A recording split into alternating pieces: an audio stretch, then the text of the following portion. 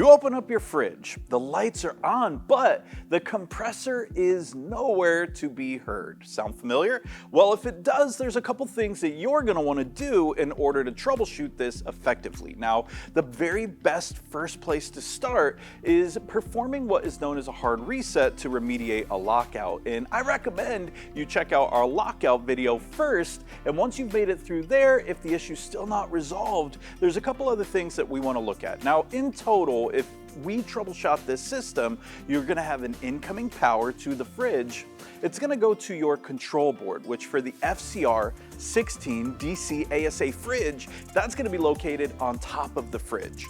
Now, in the instance that we have performed our hard reset and it's still not operating, my recommendation to you is to go directly to the compressor control module, which we're going to access by removing the screws on the back panel. This module is what's communicating directly with the compressor and is what's regulating its behavior. So in order to test it, we are going to remove the retention screw. I recommend getting a flat blade screwdriver to remove our 3-pin connector. You're going to check for continuity through 3 different ports. We'll call them S, R, and C.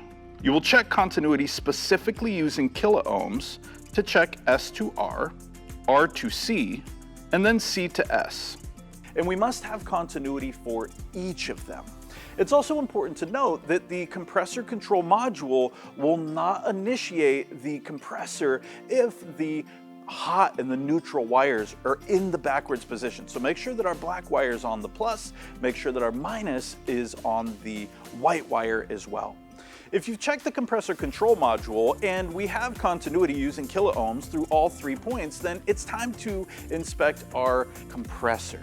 Now, to do this, I recommend you take an amp draw on the power wire. And there's some specific things we can learn about this as well. If you have no amperage, it's possible that maybe we have a blown fuse. This is going to be up on the controller.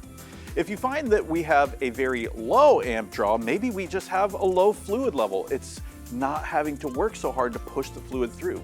3 to 14 amps is a normal operating range. Anything below that would be considered low, and anything above 14, especially 15 or higher, could indicate that the motor on the compressor has locked up, and I recommend you reach out for support.